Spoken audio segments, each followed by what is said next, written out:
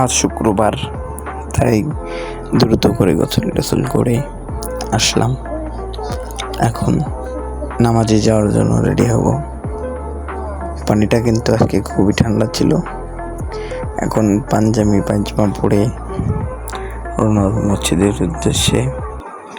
আলহামদুলিল্লাহ সব পড়া হয়ে গেছে। এখন চলে যাব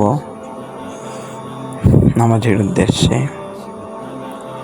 এই মুহূর্তে দেখতে পাচ্ছি আমি ঘড়িটি পড়ছি। ঘড়িটি পড়াটা শেষ করে আমি বাড়ি থেকে বের হয়ে গেলাম মসজিদের উদ্দেশ্যে। মসজিদে যেতে যেতে রোদে দেখা যাচ্ছিল না ভালো করে।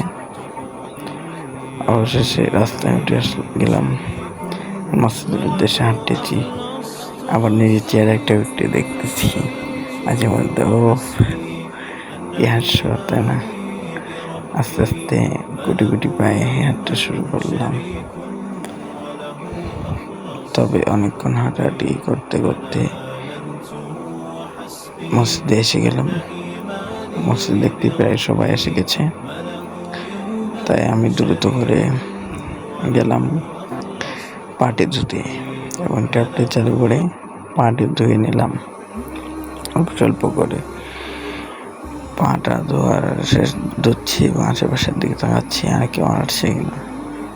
পাটা ধুয়ে আমি দ্রুত করে যে জুতোটি ধুলাম উপরে যাওয়ার জন্য তড়িঘড়ি করে হেঁটে চলে গেলাম উপরে যাচ্ছি হেঁটে। আশপাশে উঁচু করছে সবাই, যাচ্ছি। আজকে রাত্রে নাই বসে আস্তে আস্তে উপরে উঠলাম।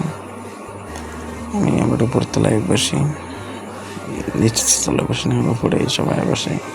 এদিকে মসজিদ ফাঁকা, তেমন কেউ এখন আসে নাই।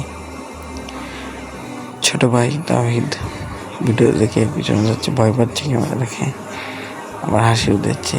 এদিকে আফজার এবং নাফিস বসে বসে কি একটা ভাবছে, আমরা ছেলে বউ নেই। এদিকে দেখি আমার বন্ধু রিফাত, মনে হচ্ছে তার বউ মারা গেছে, সে আমার বসে রয়েছে। ঠিক আছে, তারপর মসজিদে দেখলাম আর কেউ আসছে কিনা, কিন্তু মসজিদে আর কেউ আসেনি।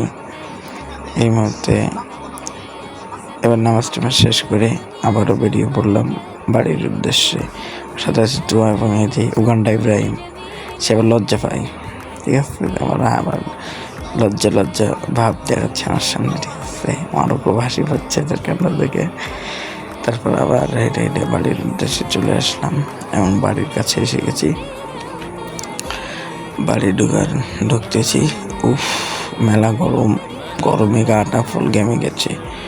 উফ করে আস্তে আস্তে গুটি গুটি পায়ে বাড়ির ভিতরে ঢুকছি। বাড়ি